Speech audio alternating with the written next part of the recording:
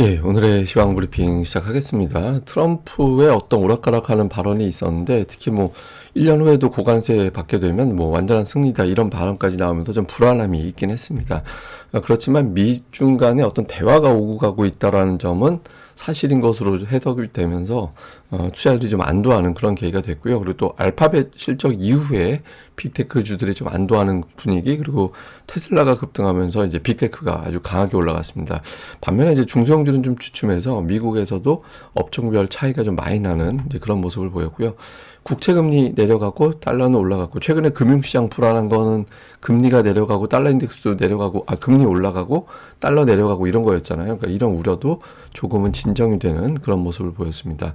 한국 관련 지표는 MSCI 한국 지수는 소폭 하락했고, 야간 선물은 올라갔는데 달러 강세 보일 때 MSCI 한국 지수는 좀 영향을 받거든요. 그래서 미증시 분위기로는 우리 증시는 소폭 약간 오르면서 출발할 수 있는 기반은 된다, 이 정도로 보시면 되겠습니다.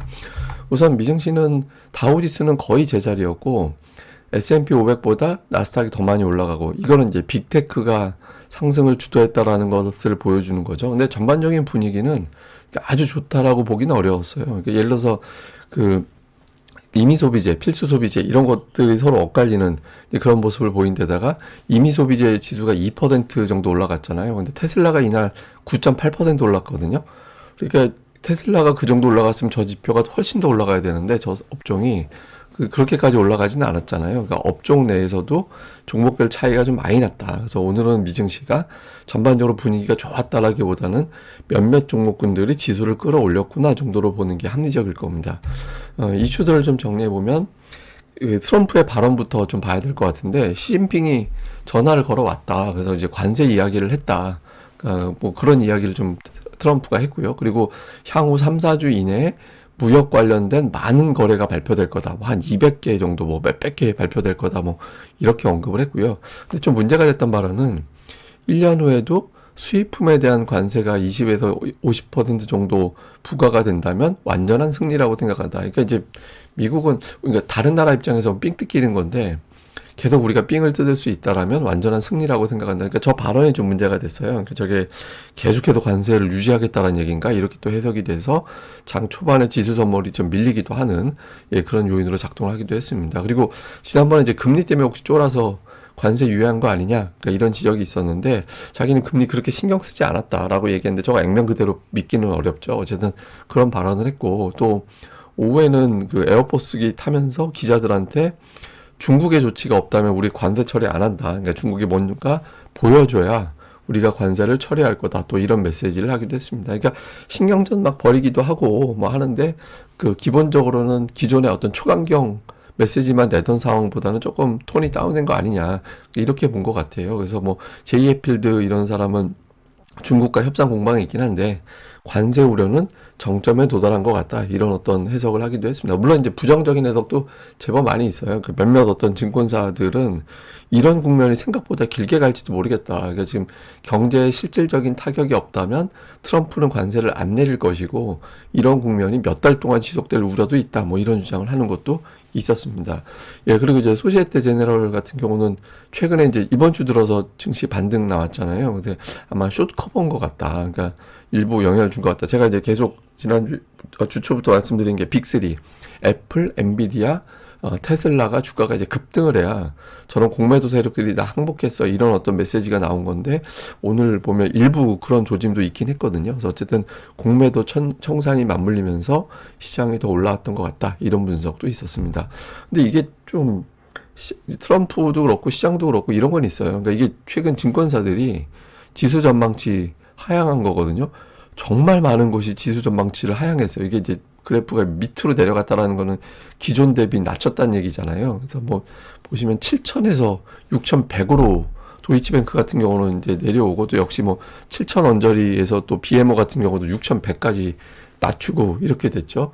그러다 보니까 그럴 수밖에 없는 게, 미국 시장이 다른 나라는 트럼프 취임 이후에 이제 플러스예요. 그러니까 플러스인 국가들이 많은데, 그러니까 미국만 혼자 지금 저 아래서 지금 저러고 있는 상태잖아요. 그러니까 그 두 가지가 있죠. 하나는 트럼프가 확실히 이거 때문에 그런진 몰라도 관세에 대한 압박 강도가 좀 낮아졌다, 이게 하나가 있고, 또 하나는 미국 주식이 상대적으로 그만큼 싸졌다. 이것도 있죠. 실제로 오늘 골드만삭스인가요? JP모건인가? 제가 갑자기 생각이 안 나는데 어쨌든 그 두 곳 중 한 곳에서 최근에 3월 이후에 외국인 투자자들이 미국 주식을 제법 팔았다라는 겁니다. 근데 매도한 쪽이 주로 유럽계 자금이었고 그 외 지역은 매수를 했다라는 거예요. 그래서 어쨌든 다른 쪽에서는 주식을 오히려 사들이기 시작하는 그런 움직임도 있었다라는 거죠. 그래서 아마 최근 하락을 이용해서 저점 매수도 일부는 좀 가동이 됐던 걸로 보여집니다.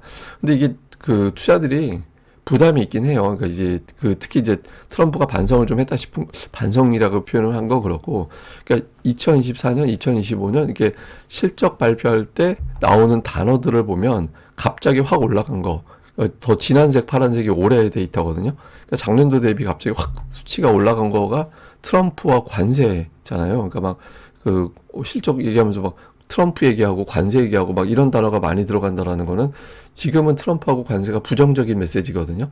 시장에서는 저런 것 때문에 우리 기업들이 실적 전망 어떻게 해야 될지 모르겠어. 사업 예정을 사업 계획을 어떻게 세워야 될지 모르겠어. 이런 어려움을 토로했다라고 볼 수 있거든요. 그래서 이런 점들이 어느 정도 조금 그 백악관 측을 움직이는데 일부 영향을 주지 않았을까. 왜냐하면 이제 백악관 측에 굉장히 기업들이 메시지를 많이 보냈다고 하거든요. 그래서 그런 것들 때문에 조금은 양보한 게 아닌가 이렇게 생각도 됩니다. 그리고 종목들을 보면 시가총액 큰 종목은 올라가고 아래 종목은 좀 빠지고 이렇게 좀 구분이 좀 됐죠. 근데 애플이 생각보다는 좀 안 올라갔고 엔비디아 4.3%, 테슬라가 이제 9.8%나 올라가서 이제 시가총액이 확 올라가는 그런 모습을 보였습니다. 그러니까 테슬라 이렇게 올라간 데는 아마도 그 뭡니까 그 자율주행차에 대한 어떤 규제를 완화한다라는 보도가 있었고 머스크가 이제 테슬라 경영에 참여하는 시간을 늘린다. 근데 이제 머스크 입장에서도 곤혹스러울 것 같아요. 왜냐하면 차기 성장 동력으로 생각하는 게 로봇인데 제가 그젠가요 말씀드렸잖아요. 그러니까 로봇을 만들려면 관절이 있어야 되는데 그 관절은 모터로 작동이 되고 근데 그 모터 만들려면 자석이 들어가는데 그 자석에 들어가는 히토류는 중국에서 얻어와야 되거든요. 수입해야 되거든요. 근데 중국에서 히토류 안 준다 그러잖아요. 그러면 테슬라에서 아무리 기술이 좋아도 로봇을 만들 수가 없어요.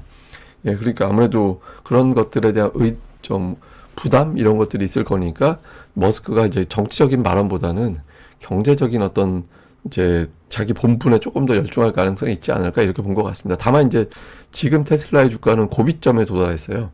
예, 지금 저 200일선 근처까지 올라왔기 때문에 다음 주에 테슬라가 더 올라갈지 여부가 시황상 되게 중요할 것 같고요. 그다음에 엔비디아 주가가 또 올라갔는데 엔비디아는 최근 들어서 계속 AI 수요 탄탄하다 이런 메시지들이 계속 나오고 있잖아요. 오늘 알파벳도 실적 발표하면서 알파벳 주가는 정작 그 관세 불확실성에 대한 언급 때문에 좀 밀리긴 했는데 어쨌든 알파벳도 지금의 어떤 투자라든가 이런 것들에 대해서는 큰 이제 변화가 없는 걸로 이제 보여줬잖아요. 그래서 그 AI에 대한 어떤 기대감 이런 것들이 작동이 되면서 역시 이제 엔비디아도 4.3% 이번 주에 제법 많이 올라갔습니다. 근데 엔비디아도 지금 보면 51선이 이것도 더 저항이 되고 있거든요. 그래서 다음 주에 한 3, 4% 정도 더 올라가면 그 자리부터는 이제 저항이 돼서 테슬라와 엔비디아 기준으로 본다면 다음 주 초가 역시 미증시도 중요한 어떤 고비점이 될 것 같습니다.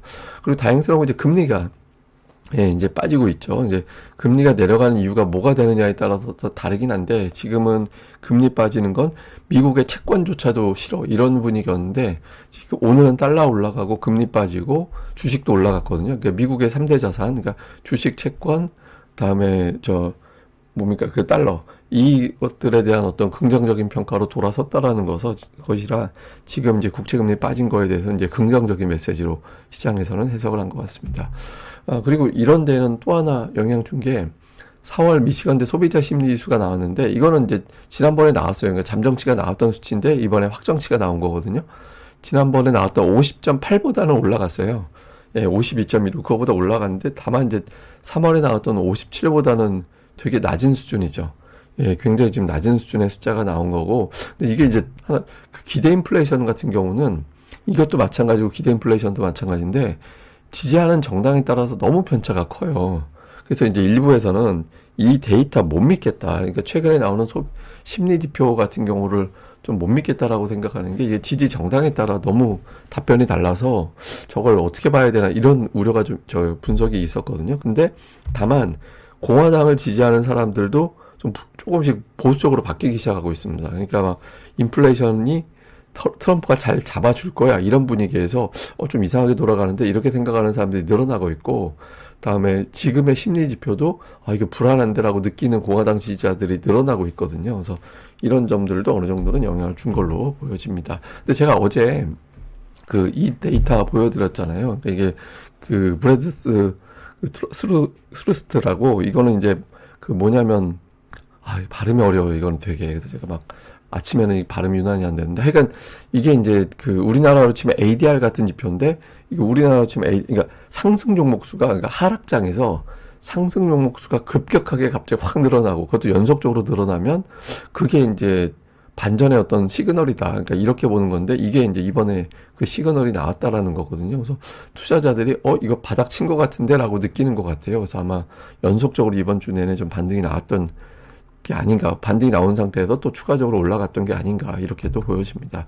자, 한국 관련 지표는 야간 선물은 올랐는데 MSCI 한국 지수는 약간 빠졌습니다. 이거는 이제 달러로 거래되는 거라서 달러가 강세로 보일 때 조금 그거만큼 깎아줘야 되는 그런 측면이 있거든요. 그래서 아마 이제 그것도 있고, 그래서 조금 이제 우리 증시가 미리 올라간 것도 있고 해서 그거에 대해서 이제 이걸 감안해 볼 때 좀 주춤할 거야, 이렇게 본 것 같은데, 다만 이제 야간 선물은 또 원화로 우리가 해석할 수 있는 야간 선물로 올랐거든요. 그래서 아마 추초에 우리 증시는 약간 이제 좀 긍정적으로 출발할 것 정도, 주말에 어떤 뉴스가 나올지 몰라도 이제 그렇게 해석이 되는 것 같습니다.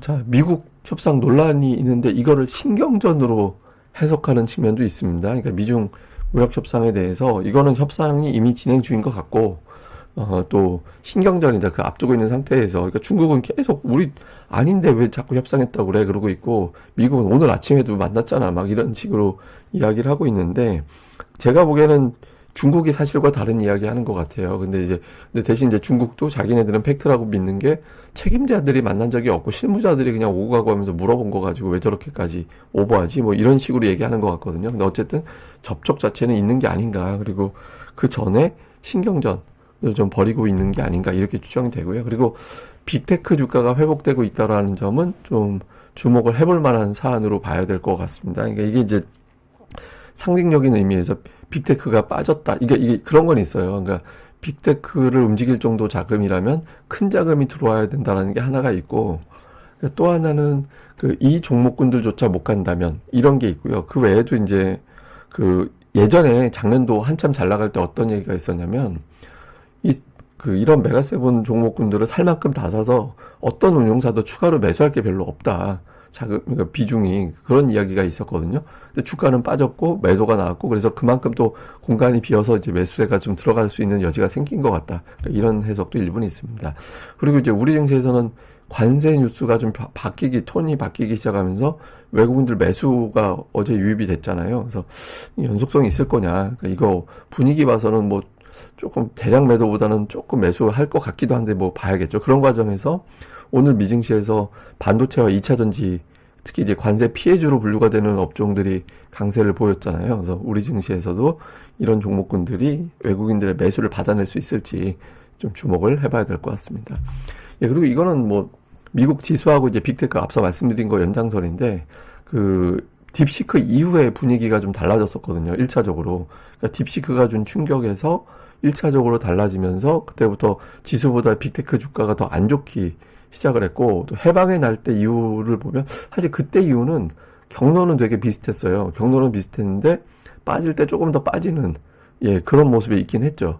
그래서 어쨌든 두 번의 어떤 변곡점이 있었는데, 지금은 이제 세 번째 변곡점이 왔을 가능성도 있거든요. 그러니까 아마존하고 엔비디아 관계자 측들이 AI 수요 여전히 강력하다라는 메시지를 냈고, 알파벳에서도 우리 계속 투자할 거야, 이렇게 해석될 수 있는 그런 취지의 내용들이 좀 나왔잖아요. 그래서 이런 것들이 일단 지금은 빅테크가 올라가줘야 시장이 조금 더 편안하게 올라갈 수 있고, 그래서 그런 어떤 흐름이 만들어질지, 향후에 이제 미국에서는 다른 것보다, 제가 앞서 테슬라하고 엔비디아가 되게 중요한 어떤 저항대에 근접해 가고 있다라고 말씀을 드렸잖아요. 그래서 그런 것들을 그 위치에서 빅테크들이 돌파해 나갈지가 이제 미국 시황에 이 정도로 일단 반등이 끝인지 아니면 더 돌파할지가 여부가 결정될 것 같고, 우리 증시도 사실은 이제부터는 차별화 장세로 넘어가는 국면으로 저는 보거든요. 그러니까 와 하고 전부 다 올라가던 장에서 상승 종목수가 아주 압도적으로 많은 날이 이제 연속되기는 어려울 거로 저는 해석을 하는데, 뭐 물론 이제 증시 자금이 들어오면 그걸 뚫고 넘어갈 수도 있겠죠. 근데 일단 차별화 장사 가능성이 높아서 미국도 그렇고 우리도 그렇고 이제 이런 흐름이 어떻게 나오는지 좀 계속 체크는 해봐야 될 것 같습니다. 예, 그럼 또 주말 잘 보내시고요. 저는 또 다음에 뵙겠습니다. 이 방송 구독하기와 좋아요까지 꼭 부탁드립니다. 감사합니다.